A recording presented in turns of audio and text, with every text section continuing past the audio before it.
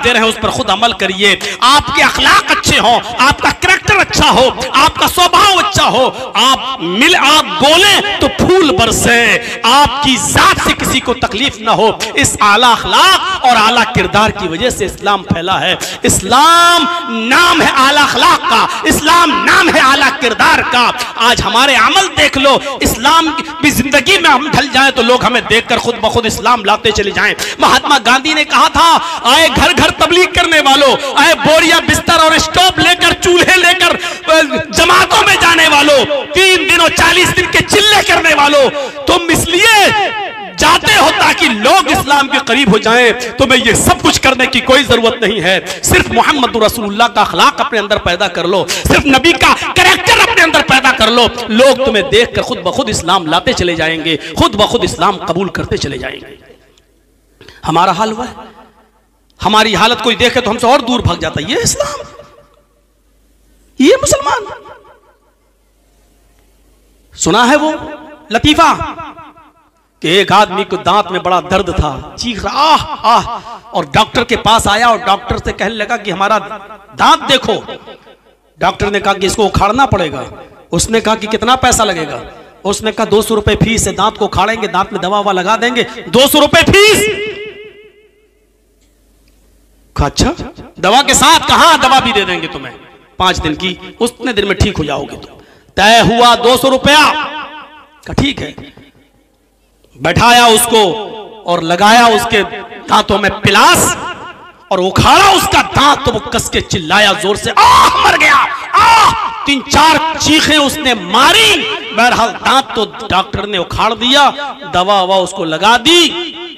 जब पैसा देने की बारी आई तो डॉक्टर को वो 200 रुपए देने लगा। डॉक्टर ने कहा 600 रुपए दो। उसने कहा साहब तय तो हुआ था 200 रुपए, आप 600 रुपए क्यों मांग रहे हैं हमसे? डॉक्टर ने कहा कि इसलिए 600 मांग रहा हूं कि मेरे क्लिनिक के बाहर जो 2 पेशेंट बैठे हुए थे वो तेरे चीखने और चिल्लाने से भाग गए, उन दोनों की फीस भी हम तुझसे लेंगे।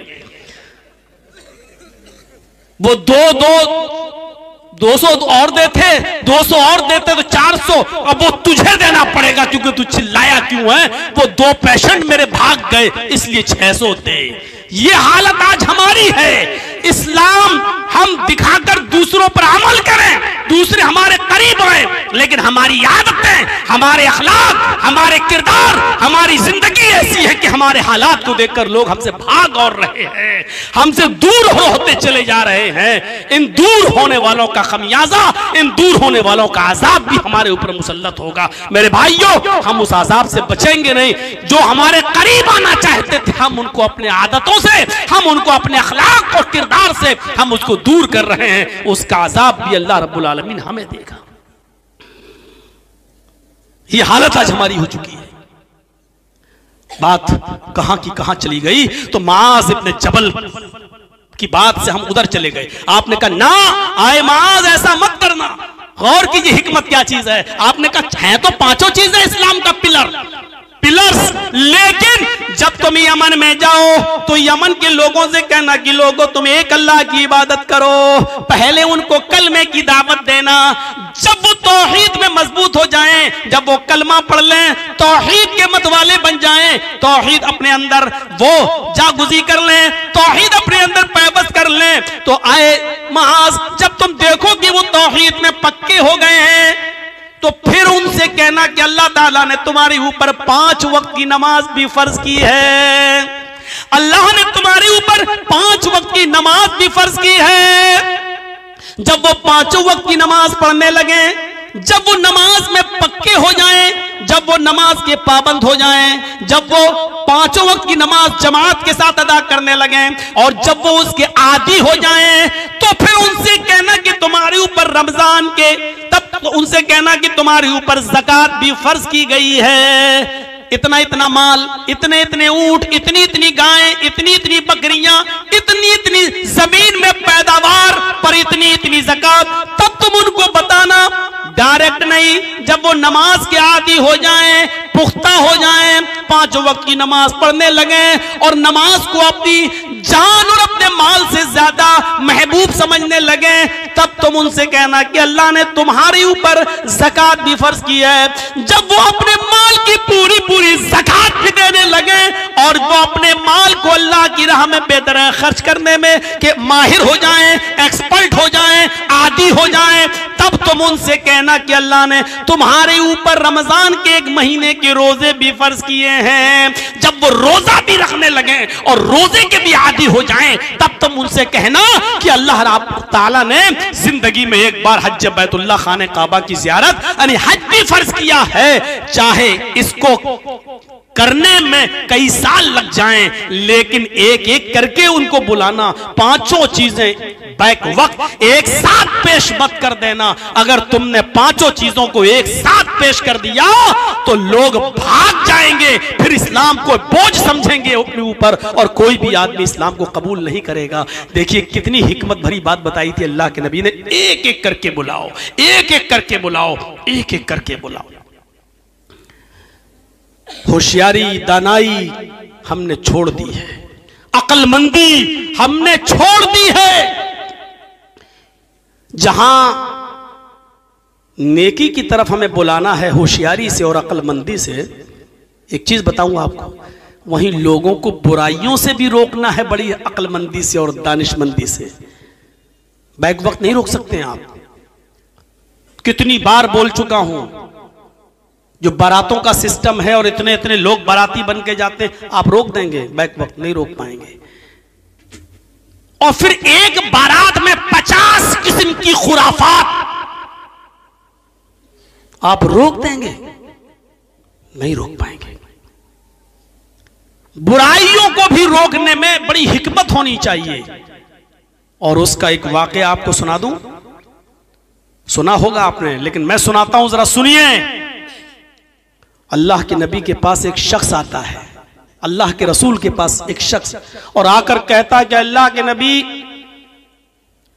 मुझे जिना की इजाजत दीजिए। आए, इस चीज को समझने की कोशिश करिए आप। इजाजत किसकी मांग रहा है? जिना की। और मांग किससे रहा है? मुहम्मदुर रसूलुल्लाह सल्लल्लाहु अलैहि वसल्लम से। 2 चीजें समझ लीजिए, पूरी तकरीर समझ में आ जाएगी।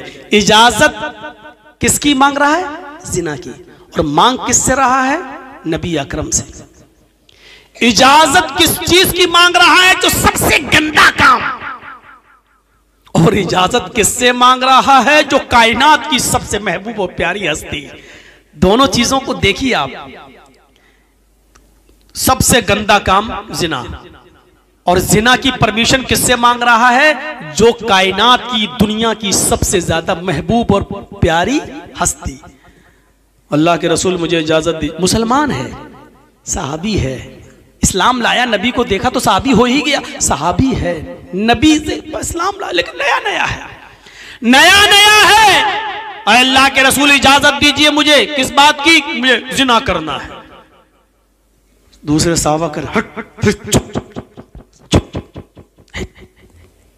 भाई, जिना की इजाजत कोई भी मांगे? यहां तो कोई बीड़ी पीते आ रहा है, मौलाना जर्जीस को देख रहा था। अदब, एहतराम, ठीक है। सोचिए कि वो कैसी कौम थी जो जिना की इजाजत मांग रही है, और किस कौम को सुधारने के लिए मोहम्मद रसूलुल्लाह को भेजा गया, जो ये भी नहीं जान पा रही है कि जिना की इजाजत अब किससे मांग रहे हैं। सोचो कैसे लोग रहे होंगे वो। और समझाने वाला साहबा कर रहे हैं, चुप चुप, एक तो डांट रहे हैं, चुप। अल्लाह के नबी सल्लल्लाहु अलैहि वसल्लम के अल्फाज देखो। आपने सहाबा से कहा नहीं, डांटो नहीं। आप भी कह सकते थे चुप चुप चुप, बदतमीज, कैसी इजाजत मांग रहा। आप कुछ भी कह सकते थे, आप नबी थे, नबी का मकाम बड़ा था, आप डांट सकते थे साहबी, लेकिन आपने नहीं डांटा। आपने सहाबा से कहा नहीं। और जो जिना की इजाजत मांग रहा था उससे क्या कहा? उदनु मिन्नी, मेरे करीब आओ और पास आ जाओ मुझसे। करीब बिठा दिया। सहाबा बैठे हैं और जो जिना की परमिशन मांग रहा था उसको अपने करीब कर लिया। मस्जिद है, अल्लाह का घर है, अल्लाह के घर में जिना की परमिशन मांग रहा है एक सहाबी, और अल्लाह के रसूल उसको, सहाबा घूर रहे हैं, सहाबा बुरी नजरों से देख रहे हैं। ऐसा लग रहा है जैसे सहाबा पर कयामत फट पड़ी, जमीन फट पड़ी और सहाबा धंस जाए। ऐसा लग रहा था कि कितने गंदे काम की इजाजत किससे मांग रहा है। सहाबा को ऐसा महसूस हो रहा है, और ये मोहम्मद रसूलुल्लाह के पास बैठा, आपने कहता रहा हो, और अल्लाह के रसूल उसको करीब कर रहे हैं, मस्जिद में भी है और नबी के करीब भी है। आपने कहा अब बोलो, क्या बोलते हो? अल्लाह के नबी वो जिना करेंगे। कोई है? ओ इंतजाम सब है मेरे पास, बस परमिशन दे दो। आपने कहा ठीक है। ओहो, अंदाज देखिए। आपने कहा भला क्यों नहीं, भला मैं तुम्हें इस काम से कैसे रोक दूं? तुम मुझसे परमिशन मांग रहे हो, मैं तुम्हें कैसे खाली हाथ जाने दूं, कैसे तुम्हें रोक दूं? लेकिन मेरे जाने से, तुम जिना के लिए जाने से पहले मेरे 2-3 सवालों के जवाब दे दो। अंदाज देखिए। जो काम तुम उस लड़की के साथ करना चाहते हो, क्या वो काम तुम अपनी मां के साथ करने के लिए तैयार हो? जो चीज उस लड़की के, उस औरत के पास है, वो चीज तुम्हारी मां के पास भी है। क्या तुम अपनी मां के साथ जिना करना पसंद करोगे? इतना सुनना था, तन बदन में आग लगी। कौन सा शरीफ इंसान होगा जो अपनी मां के बारे में ये तसव्वुर कर ले? लेकिन तन बदन में आग लगने के बाद भी वो नबी अकरम से कुछ नहीं कह सकता था, क्योंकि आप ये नहीं कह रहे हैं कि अपनी मां के साथ जिना करो, बल्कि आप ये कह रहे हैं क्या तुम अपनी मां के साथ जिना करना पसंद करोगे? क्या तुम्हें अच्छा लगेगा? उस नौजवान ने कहा फिदा का बी व उम्मी या रसूल अल्लाह, आए मोहम्मद सल्लल्लाहु अलैहि वसल्लम, मेरे माँ बाप आप पर कुर्बान न, अल्लाह के नबी, मेरी माँ मेरे बाप आप पर सदके जाएं, आप पर कुर्बान जाएं। ऐसा कौन सा शरीफ इंसान होगा जो अपनी माँ के साथ जिना करेगा? आपने कहा शराफत को कौन तार तार कर सकता है? अल्लाह के नबी वो बच्चा चूंकि देहाती माहौल से आया था, इसलिए खाने पीने का तरीका नहीं जानता था। 7-8 साल की गोया की उम्र रही होगी। वो खाना खाने के लिए बैठा तो बैठने का तरीका भी सही नहीं था। जब खाना सामने आया तो उसने पूरा का पूरा हाथ बीचों बीच थाली में डाल दिया और उठाकर इस तरह मुंह भरने लगा। ऐसा अल्लाह के नबी सल्लल्लाहु अलैहि वसल्लम ने फौरन उसके हाथ को पकड़ा और कहा बेटे खाना रखो। उसके हाथ में जो था उसने थाली में उसी प्लेट में रख दिया। अल्लाह के नबी ने उससे फरमाया इग़सिल यदैहि, अपने दोनों हाथों को धोकर आओ। वो बच्चा गया और दोनों हाथ धोकर आया। आपने कहा 2 जानू होकर बैठो, ये दोनों पैर ऐसे करके, 2 जानू जिसको हमारे यहाँ उखड़ू बोलते हैं, आप आपके यहाँ जो भी बोलते हो। आपने कहा 2 जानू होकर बैठो, या दोनों पैरों को पीछे कर लिया जाए जैसे नमाज के अंदर होता है। दोनों पैरों को पीछे कर लिया जाए, या एक पैर को पीछे किया जाए और एक पैर को उठाया जाए। ये 3 तरीके खाना खाने के सुन्नत है। लेकिन इसका ये मतलब नहीं है कि दूसरे तरीके से अगर किसी ने खाना खा लिया तो हराम हो गया। ऐसा नहीं है मेरे भाइयों। आजकल टेबल और मेज का जमाना है। अगर कोई टेबल और मेज पे खाना खाना चाहे तो ये गुनाह नहीं है, खा सकता है आदमी, जायज है, गुनाह नहीं है। लेकिन ये सुन्नत भी नहीं है। सुन्नत ये है कि दोनों पैरों को खड़ा करके खाओ, या दोनों पैरों को पीछे करके 2 जानू होकर बैठ जाओ, यानी जैसे नमाज में बैठा जाता है। या फिर एक पैर को पीछे कर लिया जाए और दूसरे पैर को उठा दिया जाए। ये 3 तरीके खाना खाने के, ये सुन्नत है। लेकिन अगर कोई आदमी पलटी मार के खाना चाहे तो खा सकता है, लेकिन सुन्नत का सवाब उसको नहीं मिलेगा। मेज पर खाना चाहे तो खा सकता है, लेकिन उसको सुन्नत का सवाब नहीं मिलेगा। आपने उस बच्चे से कहा इग़सिल यदैहि, दोनों हाथ धोकर आओ। वो दोनों हाथ धोकर आया। आपने कहा 2 जानू होकर बैठ जाओ। उसने दोनों पैर पीछे कर लिए और 2 जानू होकर बैठ गया। आपने कहा समिल्लाह, अब अल्लाह का नाम लो, यानी बिस्मिल्लाह कहो। उसने बिस्मिल्लाह कहा। अब अल्लाह के नबी ने फरमाया अपनी तरफ से खाओ, कुल भी यमीनिक, अपने सामने दाहिनी तरफ जहां तुम बैठे हो अपने पास अपनी साइड से खाओ, पूरे थाली में हाथ पैर मत मारो। जब एक थाली में सब लोग खाते हैं ना, तो हम लोग यहाँ सिस्टम बड़ा अजीब है, लोग देखते रहते हैं कि अच्छा माल किस तरफ है तो उस तरफ हाथ बढ़ा देते हैं। ये लेग पीस कहाँ रखा है, इधर चाप कहाँ रखी है, इधर है। तो ये तरीका गलत। अगर एक थाली में आप खा रहे हैं तो आप अपनी तरफ से खाइए, वो आपकी किस्मत है कि आपको लेग पीस मिल रहा है या नहीं मिल रहा है। अपनी तरफ से सब, हर आदमी को अपने अपने साइड से और अपनी अपनी तरफ से खाना चाहिए। तो अल्लाह के रसूल ने उसको ये सिखाया, समझाया, इस्लाह की। लेकिन कितने प्यार से हम होते, बड़ा हो रहा हूं, अकल नहीं आ रही है। हम अपने बच्चों को भी नहीं समझा पाते हैं सही से। मोहम्मद रसूलुल्लाह ने तो उस माँ के बेटे को जो अब नबी का बेटा बन गया, उम्मे सलमा, जो दूसरे शौहर से बच्चा जिनका पैदा हुआ था, उसको लेके आई। नबी ने तो उसको भी तरबियत की, उसको भी अच्छी तालीम दी, उसको भी अच्छा पढ़ाया लिखाया। तो सीखो हिकमत क्या है। हिकमत सोचिए, आज थोड़ी सी बात पर कितना बड़ा रिएक्शन हो जाता है, कितना बड़ा रिएक्शन। अगर आपकी मस्जिद के बाहर कोई खिंजीर का गोश्त फेंक दे तो फौरन लड़ाई और झगड़े पर आमादा हो जाएगी कौम। अभी कोई आदमी कुरान करीम को लेकर सड़कों पर निकलकर उसकी बेहुरमती करने लगे, फौरन सड़कों पर निकल आएगी कौम। अभी थोड़ी देर के लिए कर्नाटक के उस मामले को नजर में रखिए कि हिजाब पहनकर जाने वाली उस लड़की को हिजाब से रोक दिया गया, नहीं पहनने देंगे। उस लड़की के हिजाब से रोकने का रिएक्शन आपके कलकत्ता की सरजमीन तक पर दिखाई दिया कि औरतों ने भी हिजाब के फेवर में जुलूस निकाला।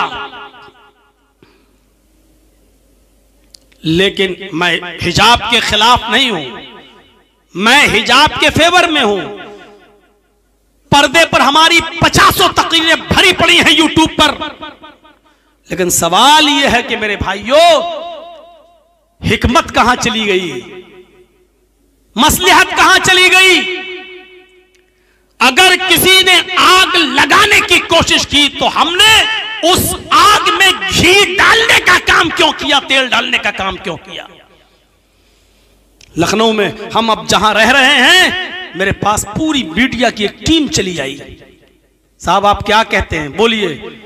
मैं समझ गया कि इस वक्त यूपी के चुनाव हो रहे हैं, एक लफ्ज भी अगर मैंने हिजाब के फेवर में यहां बोल दिया तो ये अमन चोपड़ा, सुधीर, जी न्यूज का एंकर, इंडिया टीवी, और भारत हमारे उस बयान को ऐसे तोड़ मरोड़ कर पेश करेंगे जो यूपी के चुनाव में घी डालने का काम करेगा। मैंने कहा कि नहीं, मैं इंटरव्यू नहीं दूंगा। उन्होंने कहा साहब आप इतने बड़े मौलाना, आपका इंटरव्यू अगर आज जाए तो ये मुसलमान कौम के लिए बड़ी बात है। मैंने कहा मुसलमान कौम के लिए कोई बड़ी बात नहीं है, बहुत सी हमारी माँ बहनें बेपर्दा घूम रही हैं, तो क्या मैं सबको पर्दा कराने के लिए जाऊंगा? मैं कोई इंटरव्यू नहीं दूंगा। साहब पर्दे से रोक दिया गया। तो हमने कहा कि मैं क्या करूं, पर्दे से रोक दिया गया, मैं चीफ मिनिस्टर थोड़ी हूं, कोर्ट में चल रहा मामला, देखा जाएगा। आप अपनी कोई प्रतिक्रिया नहीं देंगे? मैंने कहा मैं अपनी कोई प्रतिक्रिया नहीं दूंगा, मैं सिर्फ इतना कहूंगा कि पर्दा तो रामचंद्र की पत्नी सीता जी भी करती थी कि सीता के चेहरे को राम के छोटे भाई लक्ष्मण ने भी नहीं देखा और न सीता जी ने दिखाया। इसलिए मैं हिजाब का विरोध नहीं करूंगा। इस वक्त फेवर भी हम इसलिए नहीं करेंगे क्योंकि तुम चुनाव के मौके पर यहां आए हो। चुनाव हो जाने दीजिए, 10 मार्च के बाद हमारा इंटरव्यू ले लीजिएगा। अगर मैं थोड़ा सा बोल देता तो क्या हालत होती, और बोला है लोगों ने, बोला है। मेरे मोबाइल में आज भी जी हिंदुस्तान की वो 2 मिनट की 1.5 मिनट की वो क्लिप मौजूद है जो अभी दी गई, जो आपके बंगाल की चीफ मिनिस्टर ममता बनर्जी जी जो गई थी अभी लखनऊ में, उन्होंने जो वहां कहा था कि सब लोग मिलकर समाजवादी पार्टी को वोट दीजिए और जिताइए, उसके दूसरे ही दिन से जी हिंदुस्तान ने जो दिखाया वो ये दिखाया कि ये मौलाना जर्जीस का सीक्रेट प्लान है। ममता बनर्जी जो यहां आई हैं वो जर्जीस का सिगरेट प्लान, इस जहरीले मौलाना का सिगरेट प्लान है। देखिए मौलाना जर्जीस बंगाल में जो बोला, ममता बनर्जी वही लखनऊ में बोली। ये देखिए दोनों का माना मिलाइए। एक तरफ उसने मेरी तकरीर दिखाई बंगाल वाली, और एक तरफ ममता बनर्जी जो बोल रही हैं लखनऊ में वो दिखाई, और कहा कि ये दोनों एक हैं। बताइए, मैं उत्तर प्रदेश में बोल भी नहीं रहा हूं, किसी पार्टी का सपोर्ट भी नहीं कर रहा हूं, खुलकर ओपनली नहीं, किसी का कर भी नहीं रहा हूं, बोल भी नहीं रहा हूं, इसके बावजूद उसने हमको और ममता बनर्जी को नहीं बंगाल से ऐसे जोड़ दिया है कि मुझे लगता है कि कुछ दिनों के बाद हमें बंगाल ही में शरण लेना पड़ेगी। अभी भी मेरे मोबाइल में मैंने उसको, जब वो आ रही थी टीवी में, मैंने उसकी वीडियो बना ली। ये हालत है। मैं बोल भी नहीं रहा हूं फिर भी दिखा रहे हैं। अगर एक लफ्ज भी पर्दे के बारे में, हिजाब के बारे में बोल देता तो क्या हाल होता। लेकिन सवाल यह है मेरे भाइयों कि मुसलमान इतनी जल्दी तैश में कैसे आ जाता है। अल्लाह के रसूल के उस मंजर को देखो मेरे प्यारे साथियों कि मुहम्मदुर रसूलुल्लाह सल्लल्लाहु अलैहि वसल्लम की मस्जिद है, और कौन सी मस्जिद है? मस्जिद नबवी है। ओ मस्जिद जिसमें एक वक्त की नमाज पढ़ने का सवाब 1000 रकात के बराबर है। खाने काबा में, मक्का में 1 रकात का सवाब 1,00,000 रकात के बराबर है, और मस्जिद नबवी में, मदीना में 1 रकात पढ़ने का सवाब 1000 रकात के बराबर है। एक हदीस 50,000 की भी आती है लेकिन वो ज़ईफ और कमजोर है, और 1000 वाली हदीस ये सही है।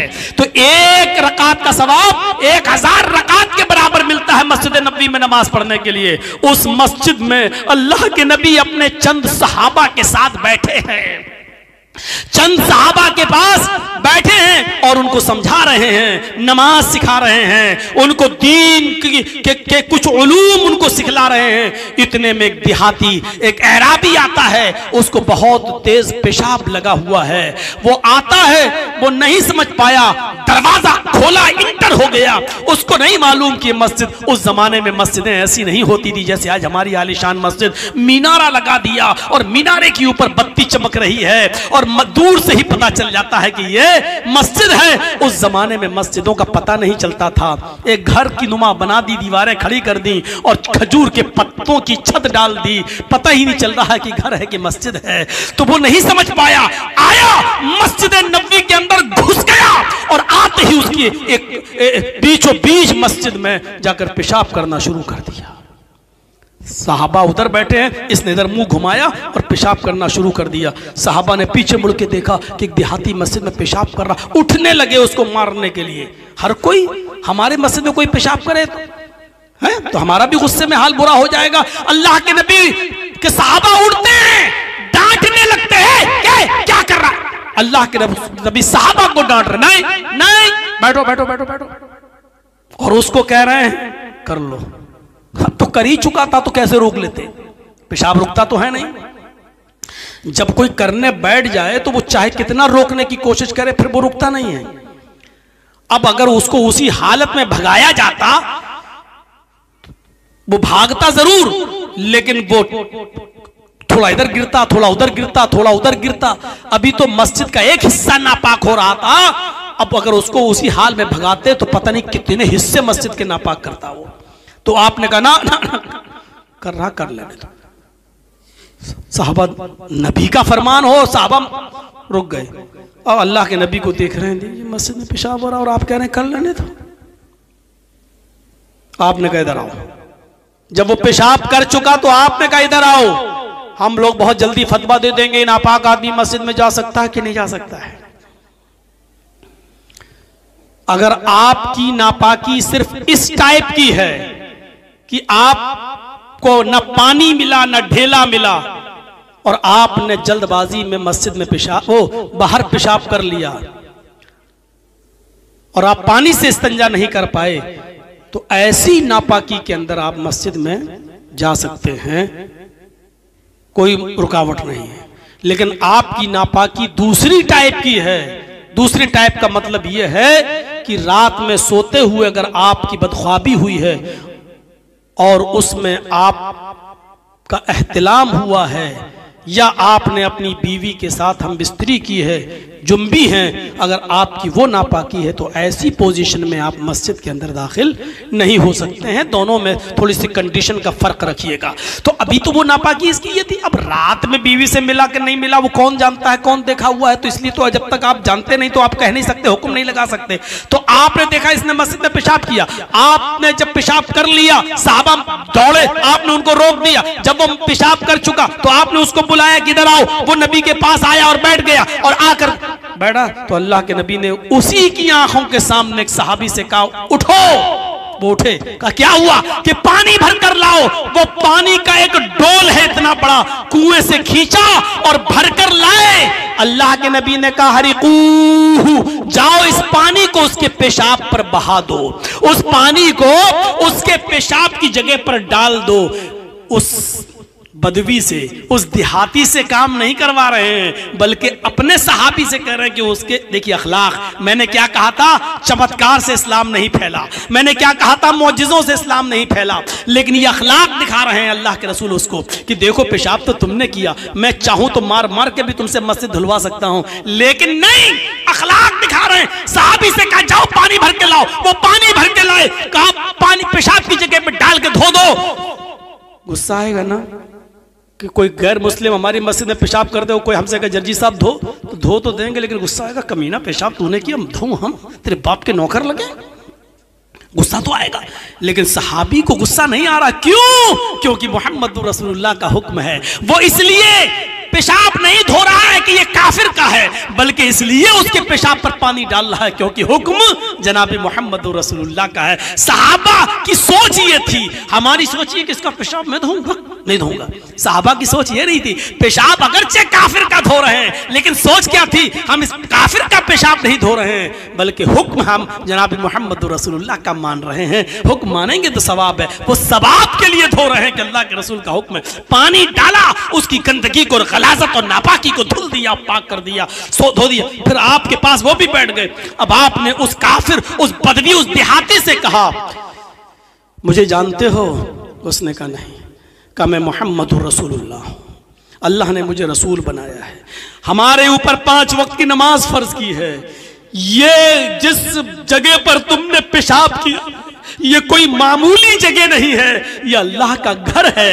ये कोई घर नहीं है, किसी की जागीर और जमीन और जायदाद नहीं है, ये अल्लाह का घर है। आए देहाती, आए ऐराबी, आए बदवी, यहां हम अल्लाह की इबादत के लिए आते हैं। यहाँ अल्लाह की इबादत होती है, हम नमाज पढ़ते हैं, और जहाँ नमाज पढ़ी जाती है वहाँ पेशाब नहीं किया जाता है। आइंदा ख्याल रखना, आइंदा इस मस्जिद में कभी पेशाब, अल्लाह की घर में पेशाब मत करना। किसी भी मस्जिद में, यानी जहाँ भी इबादत हो रही हो, वहाँ नमाज हो रही हो, वहाँ तुम पेशाब मत करना। जाओ, इतनी सी गुजारिश है तुमसे। नबी की हुकूमत है, नबी जिम्मेदार हैं, सहाबा पूरा का पूरा कंट्रोल में है। मार सकते हैं उसको, बंधक बना सकते हैं, अरेस्ट कर सकते हैं, नातिका बंद कर सकते हैं, सब कुछ। लेकिन अल्लाह के रसूल ने क्या कहा? पेशाब भी सहाबी से धुलवाया, और उससे क्या कहा? मैं अल्लाह का रसूल हूं, मेरा नाम मोहम्मद है, मैं अब्दुल्लाह का बेटा हूं, अल्लाह ने रसूल बनाया, इसलिए मैं मोहम्मद इब्ने अब्दुल्लाह के साथ साथ मोहम्मद रसूलुल्लाह भी हूं। ये मस्जिद है, अल्लाह का घर है, यहां हमारे ऊपर 5 वक्त की नमाजें फर्ज की गई हैं, हम नमाज पढ़ते हैं, यहां अल्लाह की इबादत होती है, और अल्लाह की इबादत जहां होती है वहां पेशाब नहीं किया जाता। आइंदा ख्याल रखना। जाओ, अगर जगह भूल गए हो तो बताओ, हम तुम्हारे साथ किसी सहाबी को कर दें, वो तुम्हें तुम्हारे घर तक पहुंचा देगा। कहा नहीं, घर जानता हूं, रास्ता मालूम है। उठा और चल दिया, लेकिन जा रहा है, पीछे मुड़ के देख रहा है, क्योंकि नाम सुना था मोहम्मद रसूलुल्लाह का, कभी इतने करीब से देखा नहीं था। देख रहा बार बार, फिर जाता है आगे, फिर पीछे पलट के देखता है, उसके चेहरे की लकीरें बता रही थी कि वो घायल हो चुका है नबी के अखलाक को देखकर। उसके चेहरे और पेशानी का पसीना ये बतला रहा था कि वो नबी की तालीम के आगे उसने अपना सरे तस्लीम खम कर दिया। उसकी गर्दन कट चुकी है नबी के अखलाक के आगे, वो कुछ नहीं कह पा रहा है।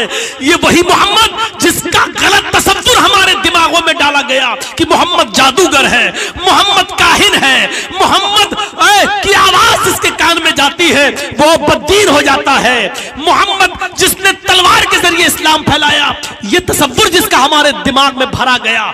मेरे प्यारे साथियों, उसने सोचा कि हमारे बारे में हमारी कौम ने क्या कहा था नबी का तसव्वुर, और मोहम्मद रसूलुल्लाह ने तो मुझे मारा भी नहीं, डांटा भी नहीं, फटकारा भी नहीं, और हमको ऐसा ऐसा बताया गया नबी के बारे में।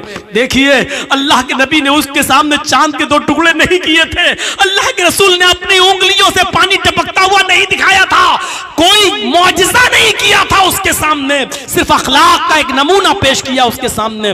वो मस्जिद से निकलता है, उसकी गर्दन अल्लाह के रसूल के अखलाक से कट चुकी है, अल्लाह के रसूल की अखलाक की तलवार से कट चुकी है, वो घायल हो चुका है। वो अपनी कौम के अंदर जाता है, लोगों ने कहा क्या बात है, बड़े सुस्त नजर आते हो। कहता है मेरी कौम के लोगों, तुमने हमारे साथ झूठ बोला है, तुमने हमारे साथ गद्दारी की है, तुमने हमारे साथ बेवफाई की है। लोगों ने कहा क्या हो गया तुम्हें, हमने कौन सी बेवफाई की है। कहा कि तुमने मोहम्मद रसूलुल्लाह का करैक्टर हमें सही नहीं बताया है, तुमने ये कहा है कि वो जादूगर है, तुमने कहा है कि वो काहिन है, तुमने कहा है कि वो बहुत बड़ा किस्सा गो इंसान है, तुमने कहा है कि जो उससे एक बार मिलता है वो बददीन हो जाता है, तुमने मोहम्मद की शक्ल मुझे दूसरे अंदाज से पेश की है। लेकिन अल्लाह की उस जात की कसम खा के कहता हूं जिसके कब्जे में मेरी जान है, मोहम्मद रसूलुल्लाह से ज्यादा अच्छा इंसान तो मैंने आज तक देखा ही नहीं है, क्योंकि आज मैंने करीब से देखा है।